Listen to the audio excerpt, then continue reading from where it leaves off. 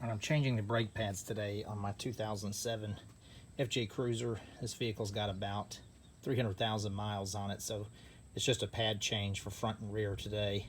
This video is just going to kind of be a brief overview on front pads and what I chose to put on here and some of the parts I use. So first thing, you got to get you some kind of brake parts cleaner.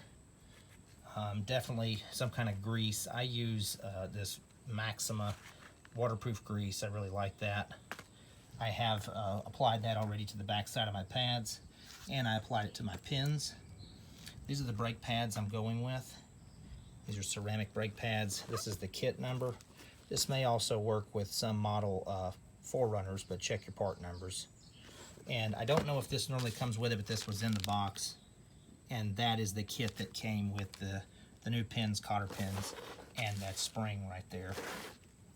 So another thing I do once I pull this tire off is inspect your calipers and inspect your rotor here.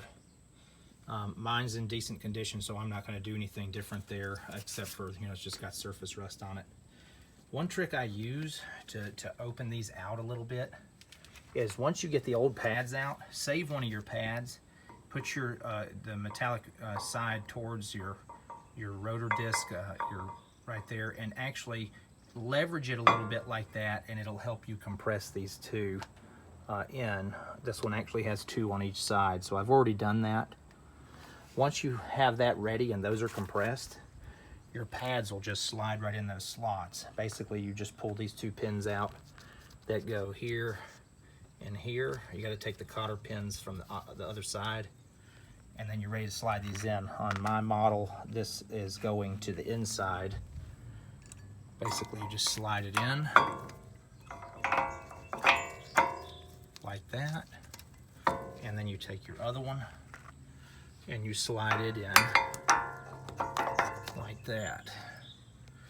All right, this thing right here is just a little tricky, this little spring pin right here, but to kind of show you if I can, you want that to slide in like this, because the pin is going to go through that hole, through the spring here, and through the other side of the spring, and then back outside of your caliper.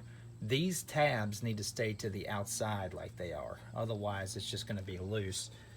This is kind of hard to do, to line this up one-handed, so I may just complete the job off the phone.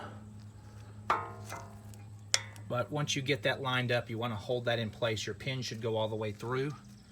You're going to put the other pin in the top. You got to line up in these holes. Put your cotter keys back on this side.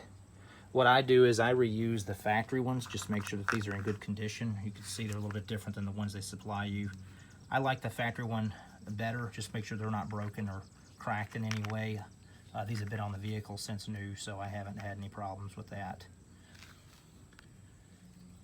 The top pin, you just kind of, like I said, you go through, line up like that, line up to your other pad, and then you're going to put your cotter pin through the hole on this side. And then once you're done, you'll put everything back together. You want to drive the vehicle, pump the brakes a couple times. Also up top, check your reservoir for your brake fluid. Make sure none of that's leaked or that you don't need to add any more.